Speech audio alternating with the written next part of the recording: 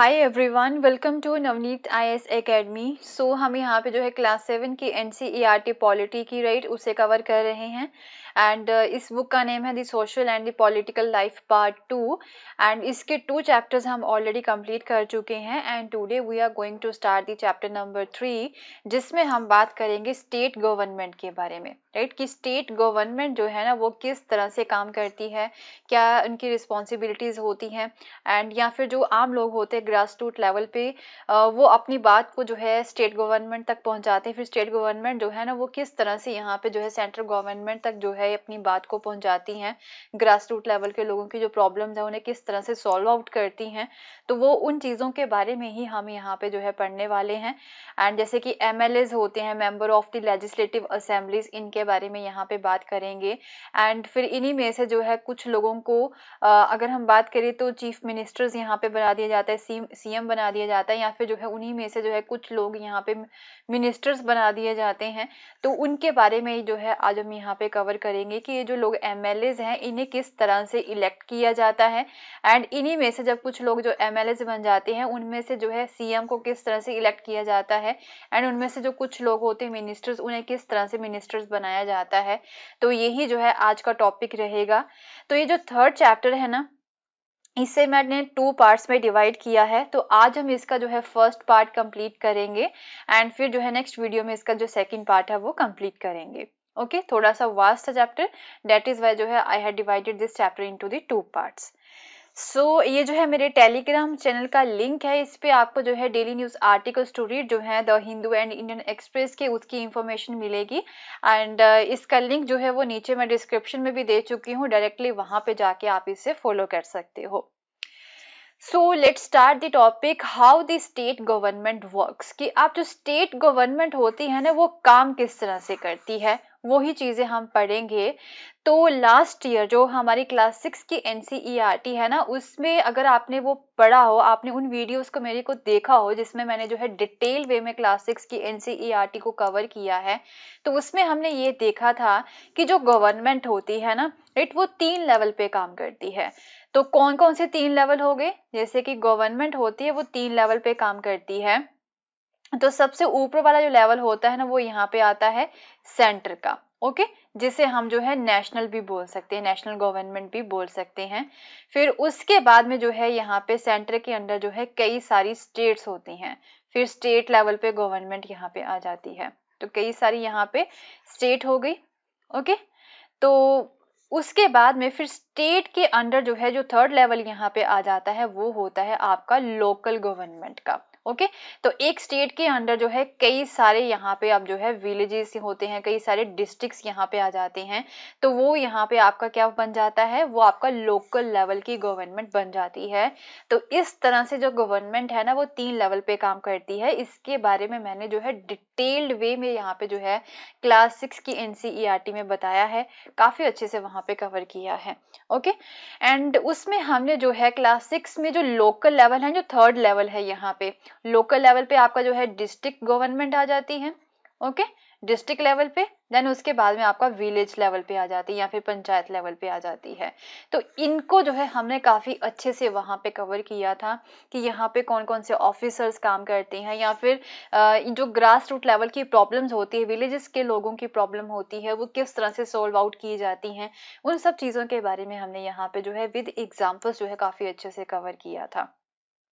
तो आज हम यहाँ पे in this chapter we will examine the work of the government at the state level. जो सेकंड लेवल है यहाँ पे स्टेट गवर्नमेंट के बारे में जो है आज हम यहाँ पे बात करेंगे कि डेमोक्रेसी में यहाँ पे जो है इसका क्या एक तरह से किस तरह से ये प्लेस, इनकी क्या प्लेस है डेमोक्रेसी में। एंड फिर एमएलएज यहाँ पे होती हैं ना स्टेट पे, तो जो लेजिस्लेटिव मेंबर्स होती हैं, member of the legislative assembly जिसे हम बोल सकते हैं, उनका क्या रोल होता है, मिनिस्टर्स का क्या यहाँ पे रोल होता है। एंड जो लोग हैं वो अपने व्यूज किस तरह से एक्सप्रेस करते हैं और demand action from the government, and government से किस तरह से जो है कोई भी एक्शन लेने के लिए वो डिमांड करते हैं। तो यही क्वेश्चन जो है इनके आंसर्स जो है वो हम फाइंड करने की कोशिश करेंगे with the example of the health also, okay. जैसे कि आपको पता है कि एनसीईआरटी जो है ना, वो हमेशा ही पिक्चर का यहाँ पे यूज करती है, पिक्टोरियल फॉर्म में जो है कुछ भी स्टोरी को बताने की कोशिश करती है, तो कि काफी अच्छी बात है। एंड अब हम यहाँ पे इसी स्टोरी के थ्रू ही थोड़ा सा जो है बात को समझने की कोशिश करेंगे। तो यहाँ पे दो लड़कियां हैं, स्कूल में है, वो स्कूल लाइब्रेरी में है, वहां पे वो न्यूज़पेपर को देख रही हैं। तो एक लड़की है यहाँ पे, वो बोलती है, hey look at this, it says that there is a water shortage in our state. वो बोलती है कि हमारी स्टेट में जो है ना वाटर शॉर्टेज है, एंड जो लोग हैं वो बीमार पड़ रहे हैं। एंड एक तरह से कई विलेजेस में जो है लोगों को जो है काफी गंदा पानी पीने को मिल रहा है, एंड जो स्ट्रीम्स है वो टोटली सूख चुकी हैं, एंड इवन टैंक्स जो है वो भी सूख चुके हैं। एंड जो वर्स्ट अफेक्टेड एरियाज हैं, वहां पे तो लोगों को जो है ना काफी लंबे लंबे डिस्टेंसेस को कवर करके जो है पानी लाने के लिए जाना पड़ता है। एंड अगर डिस्ट्रिक्ट हेडक्वार्टर पातालपुरम की बात करें, तो वहां पे 3 दिन में जो है एक बार पानी मिल रहा है। एंड जो डिस्ट्रिक्ट हॉस्पिटल है ना यहाँ पे, वहां पे पेशेंट्स की बाढ़ आ चुकी है, वो इतने ज्यादा पेशेंट्स वहां पे आ रहे हैं। एंड जिसमें जो है लार्ज पोर्शन जो है ना वो बच्चों का है, जो कि डायरिया से सफर कर रहे हैं।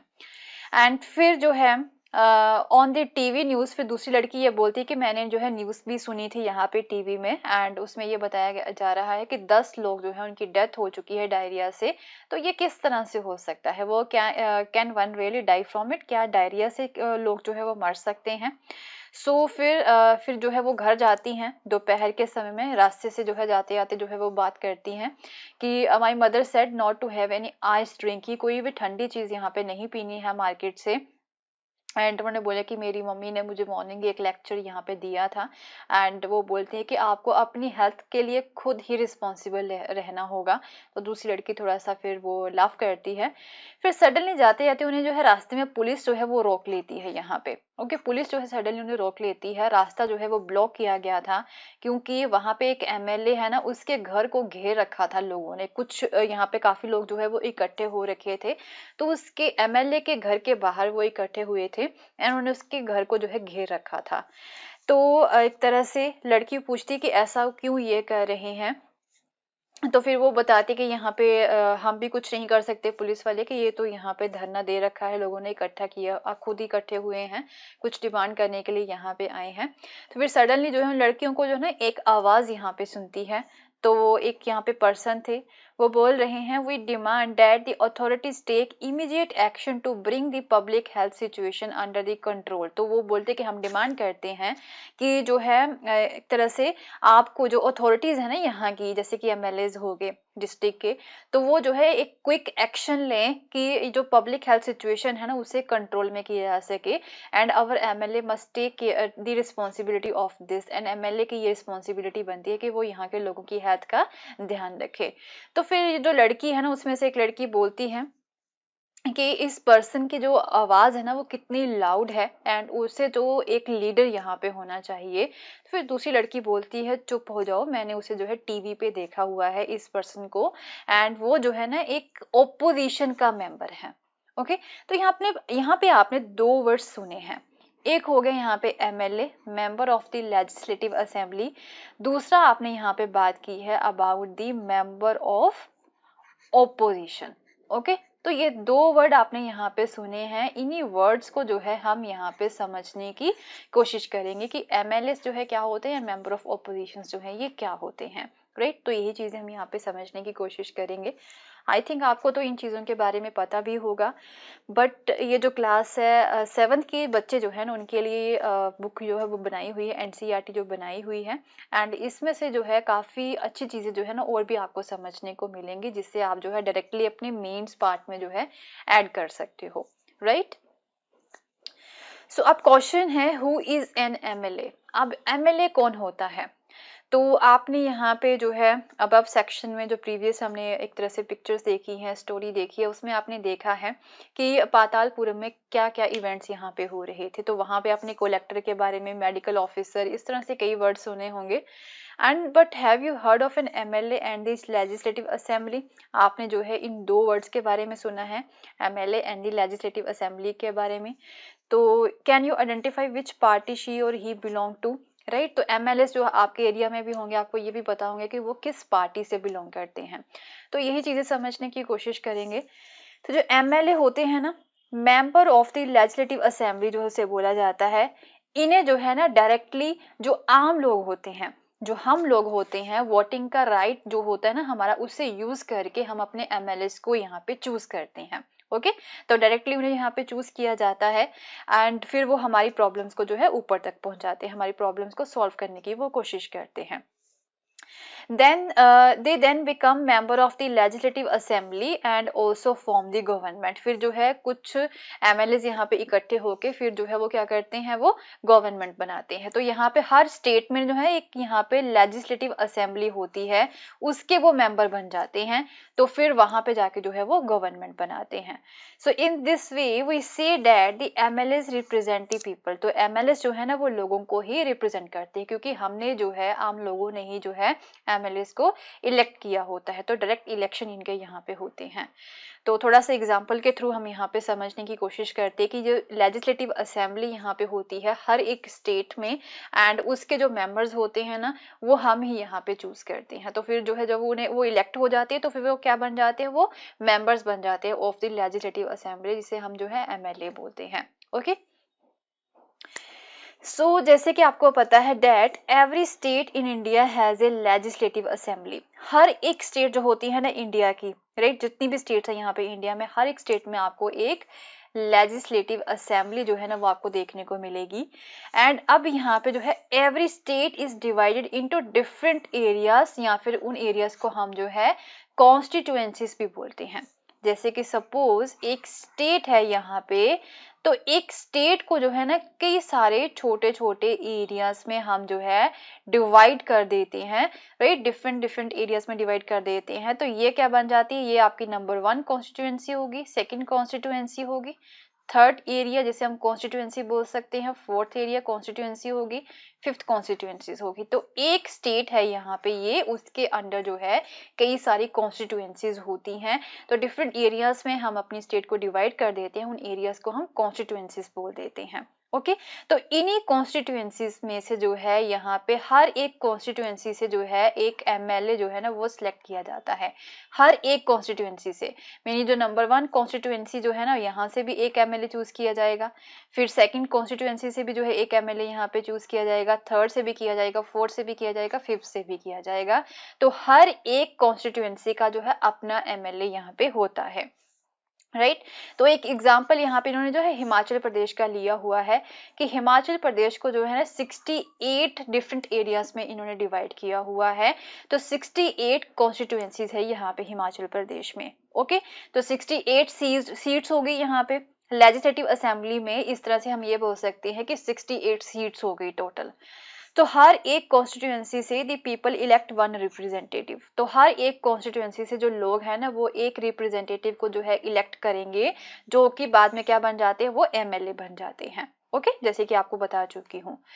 सो अब क्या होता है कि ये जो एमएलएज होते हैं ना वो डिफरेंट पार्टीज से बिलोंग करते हैं। कोई जैसे कि आप एग्जांपल ही ले ले, कोई बीजेपी से बिलोंग करता है, कोई इंडियन नेशनल कांग्रेस से बिलोंग करता है, कोई यहाँ पे आप से बिलोंग करता है। तो डिफरेंट जो पार्टीज है ना, इसका हमने जो है एग्जांपल यहाँ पे लिया हुआ है।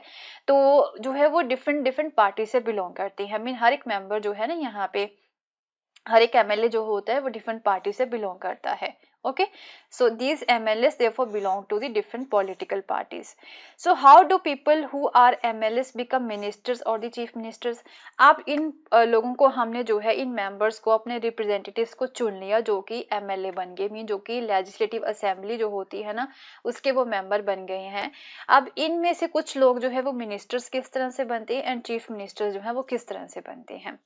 तो क्या होता है यहाँ पे कि ए पॉलिटिकल पार्टी, कोई भी political party whose MLAs have won more than half of the number of constituencies, mean जैसे कि कोई भी पार्टी जो है ना उनके MLAs जो है वो ज्यादा जीत गए हैं। मीन जैसे कि 68 यहाँ पे एरियाज हैं या फिर 68 कॉन्स्टिट्यूएंसीज है ना टोटल, तो इसका जो है हाफ से ज्यादा, okay, more than half the number of constituencies जो है जिस पार्टी के जीत गई हैं एमएलएस, तो वो क्या बन जाती है, वो मेजोरिटी गवर्नमेंट बन जाती है, उनकी मेजोरिटी यहाँ पे हो जाती है। ओके जैसे कि एग्जांपल ले सकते हैं 68 सीट्स हैं, तो टोटल यहाँ पे जो है हम बोल सकते हैं 34 से ज्यादा सीट जो है जिस पार्टी ने जीती हैं।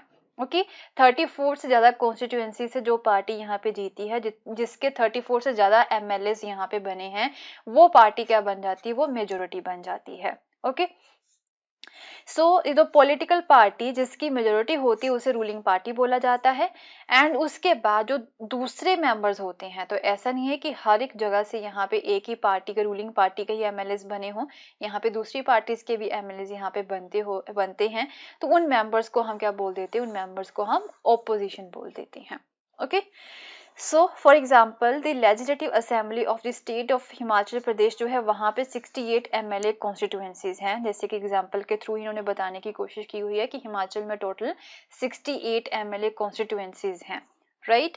And candidate from the various political party 2017 का इन्होंने जो 2017 में असेंबली इलेक्शंस हुए थे ना, उसका एग्जांपल यहाँ पे इन्होंने एक एक्चुअल वाला एग्जांपल जो है वो देने की कोशिश की है। तो वहाँ पे जो है कई सारे जो लोग हैं वो एमएलए बने थे। So since the total number of MLA यहाँ पे कितने हैं, 68 है लेजिस्लेटिव असेंबली में, तो पॉलिटिकल पार्टी जो है, कोई भी पॉलिटिकल पार्टी के पास जो है 34 से ज्यादा जो है एमएलए जो है वो होने चाहिए जिन्होंने यहाँ पे सीट को जीता है in order to gain a majority. So उस समय यहाँ पे बीजेपी के 44 एमएलए जो है उन्होंने यहाँ पे अपनी सीट से वो जीत प्राप्त की थी, तो बीजेपी जो है ना वो फिर रूलिंग पार्टी बन जाती है। एंड उसके अलावा जो दूसरे मेंबर्स थे जो जीते थे यहाँ पे वो ओपोजिशन में आ जाते हैं, right. In this case Indian national Congress जो थी वो सेकंड नंबर पे थी एंड वो जो है यहाँ पे ओपोजिशन पार्टी बनती है since it had the largest number of MLA after the BJP. तो बीजेपी के बाद में जो है कांग्रेस के लार्जेस्ट नंबर ऑफ एमएलए थे यहाँ पे। सो among the opposition were other parties, तो ऐसा नहीं है कि ऑपोजिशन में एक ही पार्टी है, दूसरी पार्टीज भी थी, या फिर कई बार तो इंडिपेंडेंट कैंडिडेट्स भी यहाँ पे होते हैं। मीन जो पर्सन यहाँ पे जीत गया है वो यहाँ पे क्या करेगा, वो ऑपोजिशन में आ जाएगा। एंड बट जिस पार्टी के लोग ज्यादा जीते हैं, जिस पार्टी के जो मेंबर्स ज्यादा जीते हैं, वो आप यहाँ पे रूलिंग पार्टी बन जाती है एंड उसी रूलिंग पार्टी से ही जो है चीफ मिनिस्टर्स या फिर जो मिनिस्टर्स होते हैं वो इलेक्ट किए जाते हैं, right. So after the elections, फिर इलेक्शंस के बाद में जो एमएलए जो होते हैं ना, जो कि रूलिंग पार्टी से बिलोंग करते हैं, वो अपने लीडर को इलेक्ट करेंगे जो कि सीएम बनेगा। So in this case BJP MLA जो थे उन्होंने श्री जयराम ठाकुर जो है उन्हें एज ए लीडर यहाँ पे चूज किया था एंड फिर जो है वो सीएम बने थे। अपने में से जो जीते होते हैं इन 44 एमएलए में से जो है एक एमएलए को, एक मेंबर को चूज किया जिससे जो है वो सीएम बना देते हैं। तो यही वाले जो फिर सीएम जो होते हैं ना, फिर वो अपने मेंबर्स के साथ मीटिंग करके फिर मिनिस्टर्स को जो है वो सिलेक्ट करते हैं कि कौन कौन से मिनिस्टर्स यहाँ पे मैं बनाऊंगा। Okay as after the election, फिर उसके बाद में जो गवर्नर होते हैं ना स्टेट के, तो ये भी चीज यहाँ पे आपको याद रखनी है कि जो गवर्नर होते हैं ना स्टेट के, फिर वो सीएम एंड अदर मिनिस्टर्स को अपॉइंट करते हैं। फिर अपॉइंटमेंट उनकी किस तरह से होगी, वो अपनी एक तरह से ऑफिस को किस तरह से यहाँ पे जो है ज्वाइन करेंगे, तो जो गवर्नर होते हैं ना स्टेट के, राइट, वो यहाँ पे सीएम एंड अदर मिनिस्टर्स को जो है ज्वाइन करवाते हैं। ओके वो अपॉइंट करते हैं सीएम एंड अदर मिनिस्टर्स को। सो अब सीएम जो होते हैं एंड उनके मिनिस्टर्स होते हैं उनके पास जो है रिस्पॉन्सिबिलिटी होती है एंड व्हेन जो वो क्या करते हैं, वो डिफरेंट डिपार्टमेंट्स जो होते हैं या फिर जो मिनिस्टर्स होते हैं उन्हें रन करना होता है, डिफरेंट डिपार्टमेंट्स को, मिनिस्टर्स को, एंड उनके पास सेपरेट ऑफिसेस भी होते हैं। सो एक लेजिस्लेटिव असेंबली जो है वो एक ऐसी प्लेस होती है यहाँ पे ऑल दी एमएलए, चाहे वो रूलिंग पार्टी से बिलोंग करते हो चाहे वो अपोजिशन से बिलोंग करते हो, तो फिर वो वहाँ पे मिलते हैं लेजिस्लेटिव असेंबली में एंड वहां पे जो है डिफरेंट चीजों को जो है वो डिस्कस करते हैं। तो इस तरह से कुछ एमएलए ऐसे भी होते हैं जिनकी जो है ड्यूल रिस्पॉन्सिबिलिटी होती है, जिसकी जो है डबल रिस्पॉन्सिबिलिटी बन जाती है। एक तो वो एमएलए होते हैं अपनी कॉन्स्टिट्यूएंसी के, दूसरा उन्हें जो है एक मिनिस्टर भी बन जाते हैं, उन्हें जो है कोई और डिपार्टमेंट भी यहाँ पे दे दिया जाता है। तो डुअल रिस्पॉन्सिबिलिटी उनकी यहाँ पे हो जाती है। एक तो मीन अपने कॉन्स्टिट्यूएंसी जो है, अपना जो एरिया है उसकी भी रिस्पॉन्सिबिलिटी उसके पास होती है, वहां की प्रॉब्लम्स को सॉल्व करना।